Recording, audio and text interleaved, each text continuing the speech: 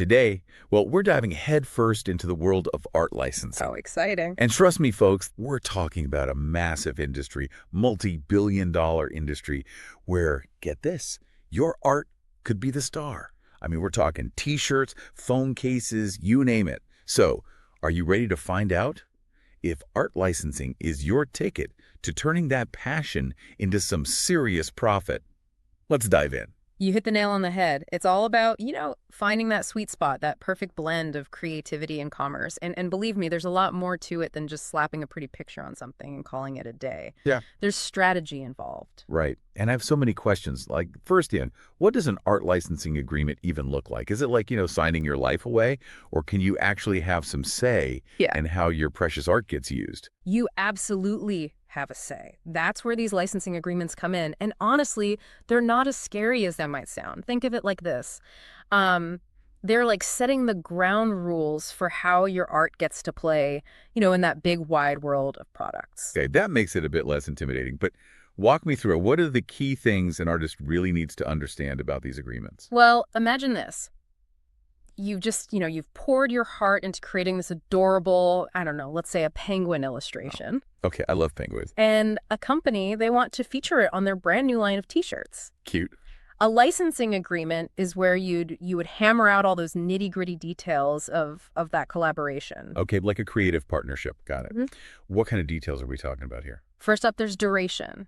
Now, that's how long the company has the right to actually use your art. It's not a forever kind of thing, unless you want it to be. Okay. You negotiate terms that work for you. Could be a year-long fling, could be a committed 5-year relationship. You call the shots. I love that. So what about exclusivity? Like, say this company falls head over heels for my penguin design, right?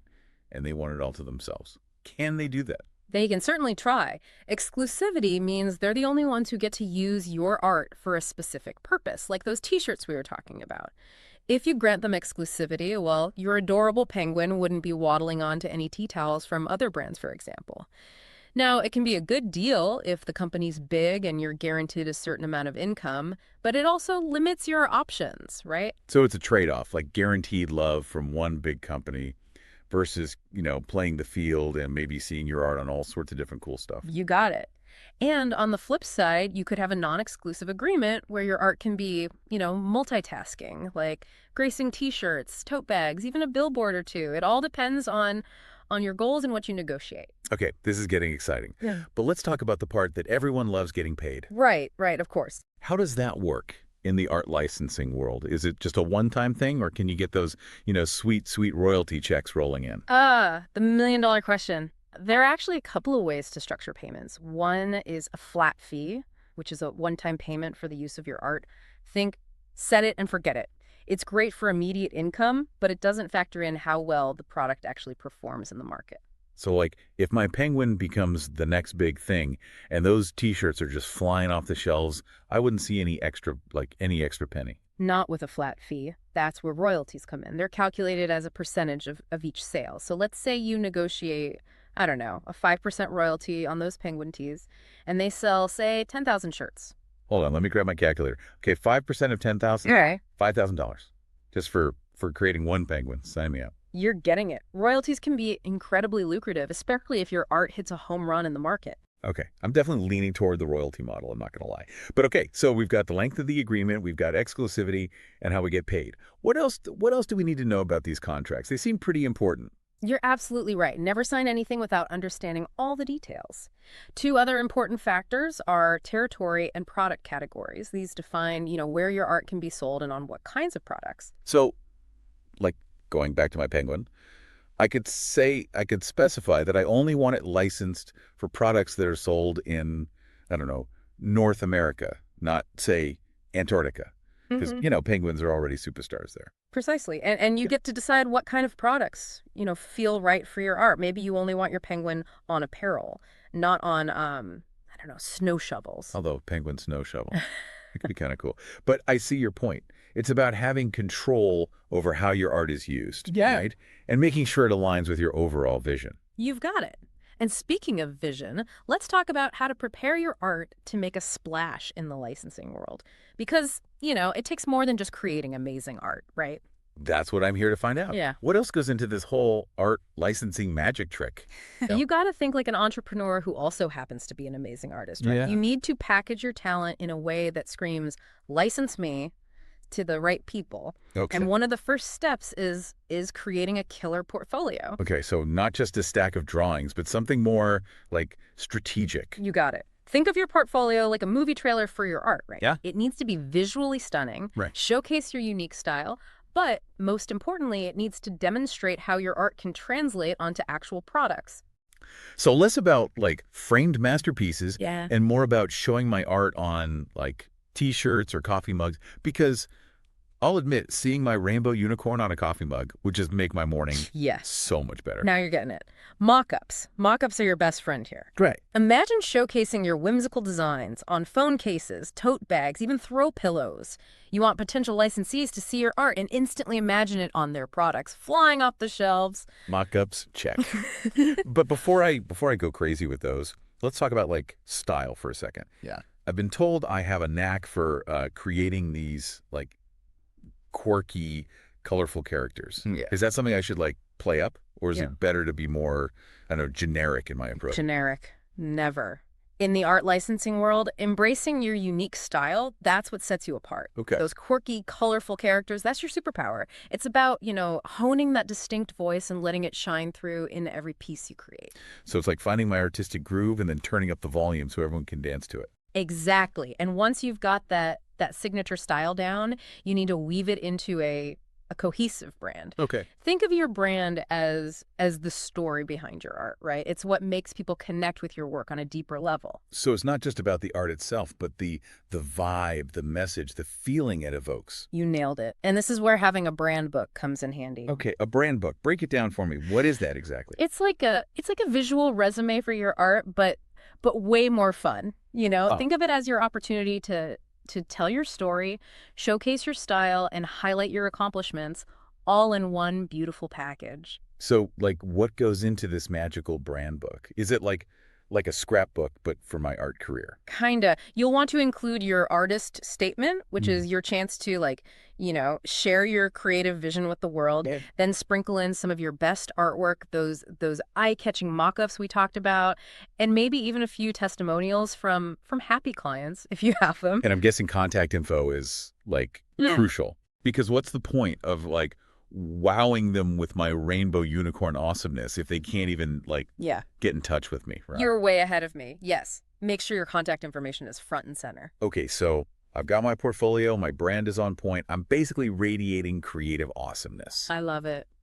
But how do I actually find companies that, might be interested in licensing my art? Do I just like start emailing every company under the sun, or is there like a more strategic approach? You're definitely on the right track with being strategic. It's all about finding those companies that are like the perfect fit for your art style and target market. So it's like online dating, but for my art career. Yes. I need to like swipe right on companies that share my love of all things quirky and colorful. Exactly. Let's say you're creating whimsical illustrations that are perfect for, I don't know, children's books, right? Okay. You wouldn't want to waste your time pitching to a company that specializes in, I don't know, motorcycle helmets. Unless those helmets have a secret love for adorable creatures. Right. Point taken. You got to, find the right match. So how do I find these perfect matches? Is there like a secret database of companies that are just like dying to license art, or Yeah. do I have to like channel my inner Sherlock Holmes and do some serious sleuthing? It's a little bit of both. Trade shows and industry events, those are like speed dating for artists and licensees. Yeah. You get to, showcase your work, make those all important connections, and maybe even score a deal or two. So network. Got it. But what about those times when like I'm not, rubbing elbows with industry bigwigs? What can I do from like the comfort of my art studio to, uncover some of these potential licensing opportunities? The internet is your oyster. Okay. Start by creating a list of companies that align with your artistic style and target audience. So for my Rainbow Unicorn Empire, I'd be looking at companies that specialize in, say, children's toys, whimsical home decor, maybe even a sprinkle of like rainbow-themed party supplies. Now you're thinking like an art licensing pro.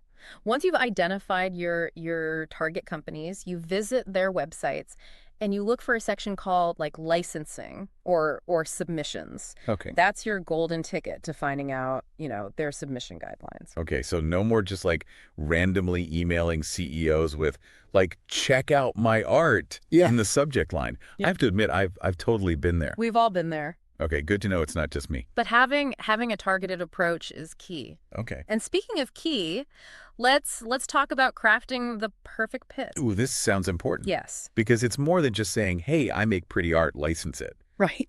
Way more. Way more. Think of your pitch as a mini movie trailer for your art licensing potential. Yeah. You need to grab their attention, Right. highlight what makes your work unique, and most importantly, show them why your art is the missing piece in their product puzzle. So it's not just about like me, look at my amazing art. It's about them and how my art can help them achieve their goals. Before you even think about hitting send on that pitch email, put yourself in the shoes of the company you're contacting, right? Okay. What are their needs? What kind of products do they create? How can your art help them, reach a wider audience or tell them a more compelling brand story? So I need to do my research, understand their business, and tailor my pitch to show how my art is like the answer to their licensing dreams. Exactly. And don't forget about those amazing mock-ups we talked about. Right. A picture is worth 1,000 words, especially when it comes to showcasing how your art can shine on actual products. It's like saying, here's my art, and here it is, making your products even more awesome. Yes. I love it. But let's be real for a second. Not every artist is like a born networker or a marketing whiz. Right. Are there different paths, within the art licensing world that might appeal to like different personality types? Absolutely. Art licensing is like it's like a choose your own adventure novel for your career. I love that. You get to decide which path best suits your skills, your interests, and yes, even your personality.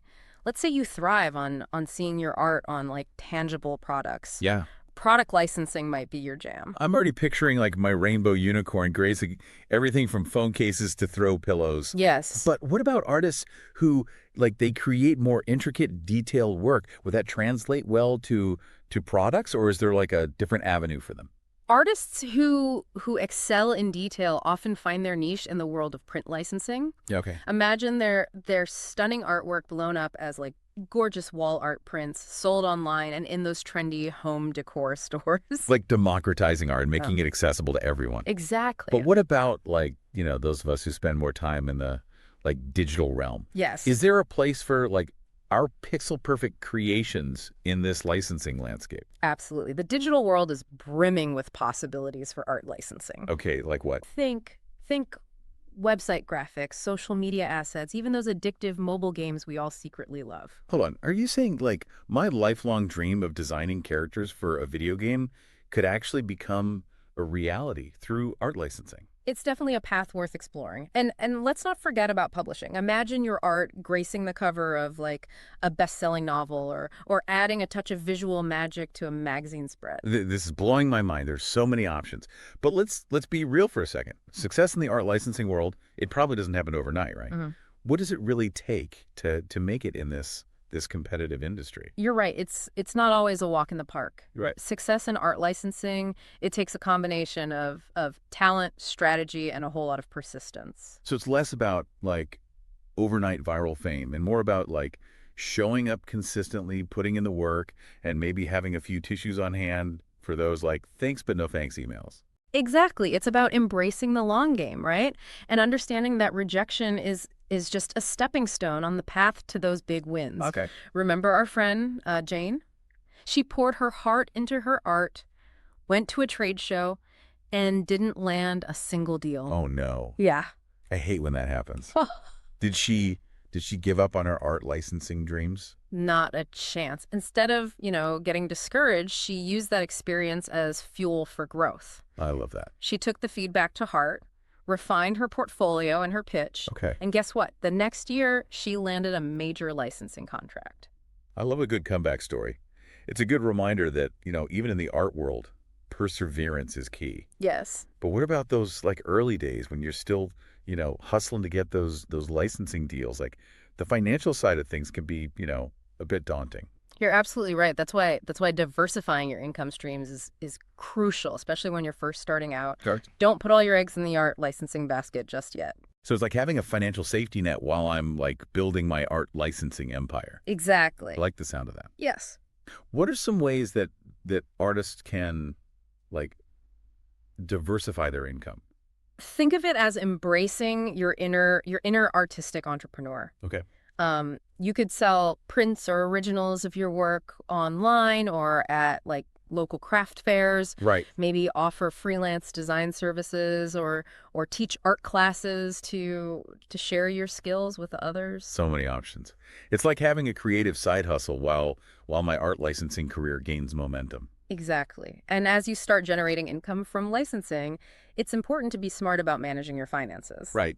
Taxes, for example, Good. can feel like a scary monster lurking in the shadows, Right. but they're manageable with a little planning and organization. Okay, taxes. Not my favorite topic, but definitely important. Yes. What's the best way to approach this whole tax situation as an artist earning income from licensing? First and foremost, remember that you're running a business, even if it's, from your kitchen table. Okay. That means keeping track of all your income and expenses. So every licensing payment, every art supply run, every cup of coffee that fuels my creativity. You got it. Keeping detailed records will not only make tax time less stressful, but, it'll give you valuable insights into your business's financial health. Okay, so organization is key. Yes. Any other tax tips for us artpreneurs? Consider setting aside a portion of each licensing payment for taxes. Okay. That way you won't be hit with, like, a huge bill come tax season. That's smart. And if you're feeling overwhelmed, don't hesitate to reach out to a tax professional who specializes in working with artists and freelancers. Okay. They can, help you navigate the ins and outs of art-related taxes and ensure you're taking advantage of all the deductions and credits that are available to you. It's like having a financial superhero on your side. So we've covered a lot of ground here, from like finding licensing opportunities to managing our finances like pros. Yes. But before we wrap up, I have to ask, Hmm. are art agents a real thing? Or are they just like figments of our creative imaginations? They are as real as the paint on your palette. Okay, good to know. Think of art agents as like talent scouts for the art licensing world, right? Okay. They're the ones who connect talented artists like you with companies that are eager to license, amazing artwork. So they're like the matchmakers of the art licensing world. Sign me up. But seriously, what are the benefits of actually having an art agent, and like how do you even find one? Do they just magically appear when your art reaches like a certain level of awesomeness? Well, I wish it were that easy, finding the right art agent. It takes a little more effort than, waiting for a magical art fairy to appear. I knew I shouldn't have gotten rid of that lucky paintbrush. But seriously, how do I find an agent who, like, gets my art and wants to help me, like, take over the licensing world? Start by asking around in your art community. Okay. Fellow artists who have agents, they can be invaluable resources for recommendations. Right. Also, attend industry events and trade shows specifically for art licensing. Okay. These events are often crawling with agents looking for their next big signing. So it's all about networking and putting myself out there. I'm sensing a theme here. Exactly. Building relationships is crucial in the art licensing world. Okay. And having an agent can open doors to opportunities you might not even know exist. They're like the art world's secret weapon, wielding their connections and expertise to get your art in front of the right people. You got it. But before you sign on the dotted line with an agent, it's essential to understand how they work and what to look for in a good one.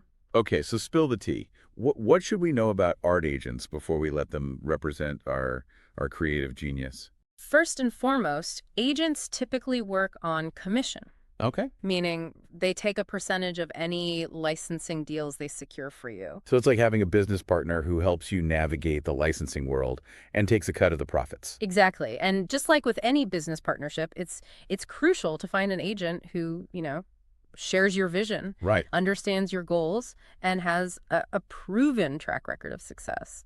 So how do we spot these like superstar agents? What should we look for? When you're interviewing potential agents, ask about their experience in the art licensing industry. Yeah. How long have they been, representing artists? What kind of success have they had in securing licensing deals? Really grill them. So it's like checking their art licensing resume. Exactly. I like it. Anything else we should like consider? Absolutely.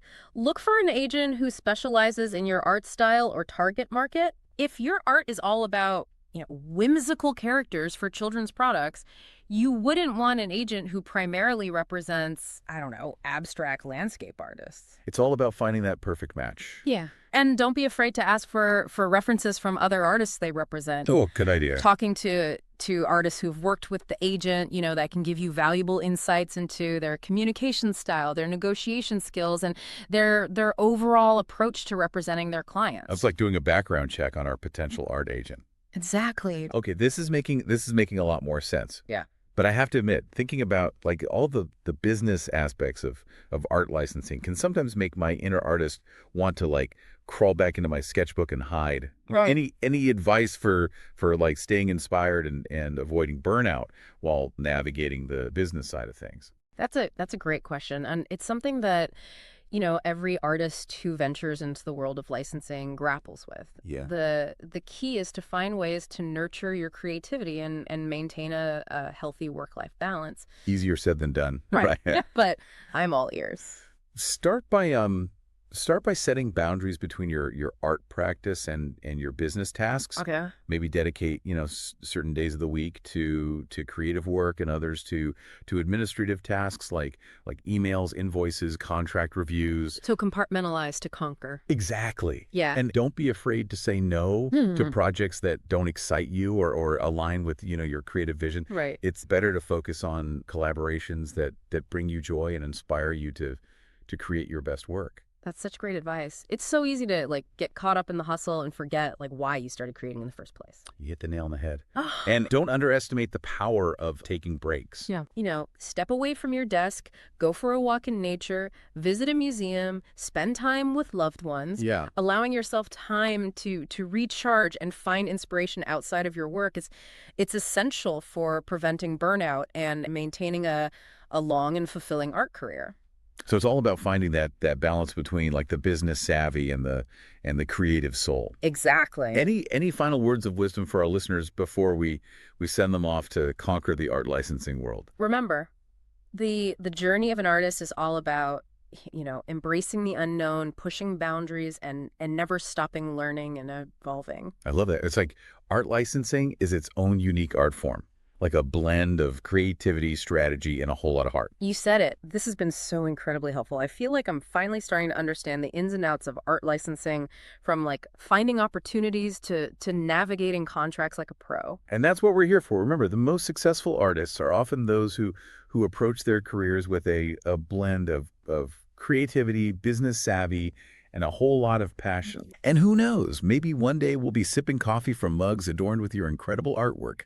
Until next time, keep those creative sparks flying.